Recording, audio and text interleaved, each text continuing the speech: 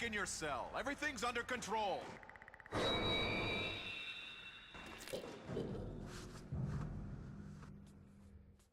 The Suffering is a third-person shooter that was developed by Surreal Software, published by Midway, and released on the PS2 and Xbox in March of 2004. The action horror title was met with positive reviews during its release, and the game went on to sell just over 1.5 million copies across all platforms.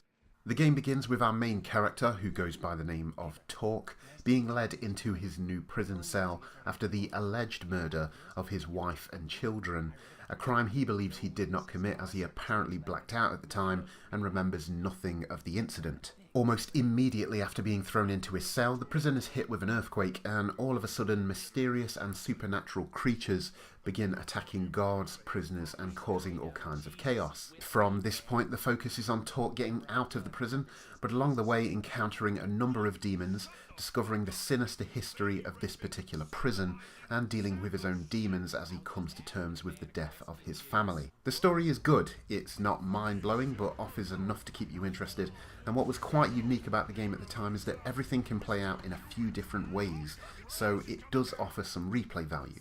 Jesus, what the hell was that? Slick, you okay, man? Is the prison collapsing?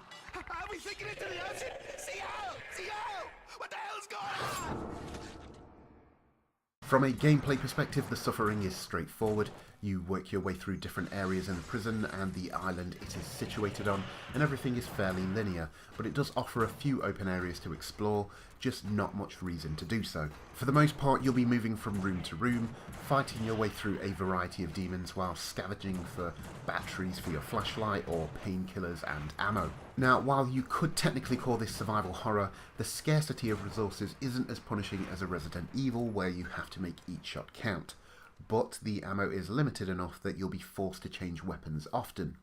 The combat itself is fun, although a little basic.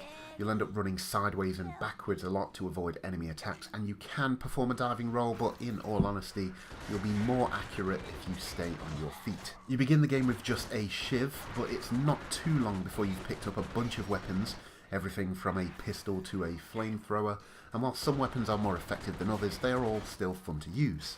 Another attack in your arsenal is Talk's ability to transform into a demon once his rage meter has built all the way up.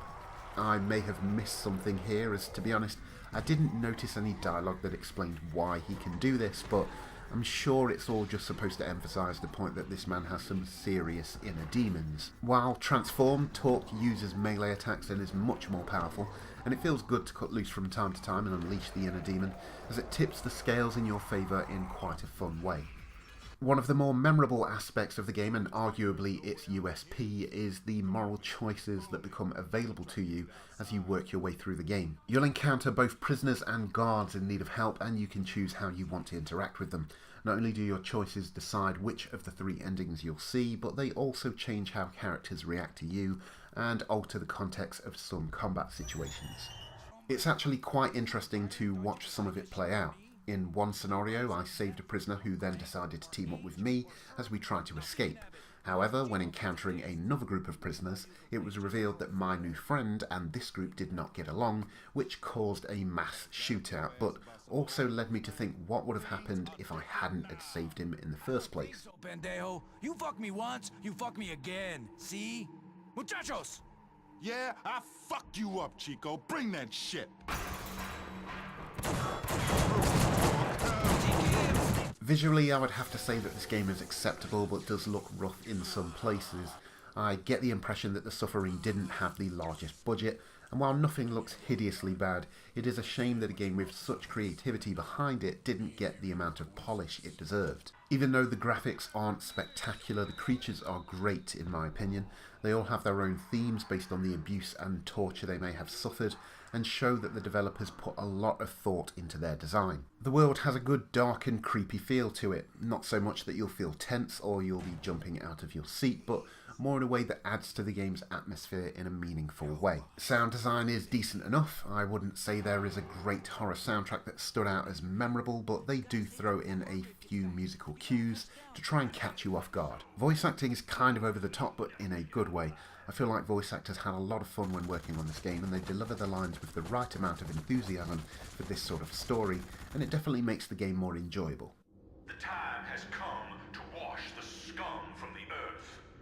This is my Armageddon. Lock it down. Overall, The Suffering is a solid game.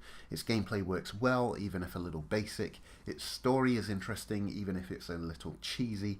And its design is creative and original, even if it's held back by its lack of technical prowess. This is an enjoyable third-person shooter that offers an interesting moral choice system. And although it is a little rough around the edges and is ever so slightly repetitive towards the end, it is a game that you will most likely have a lot of fun with and is deserving of your time.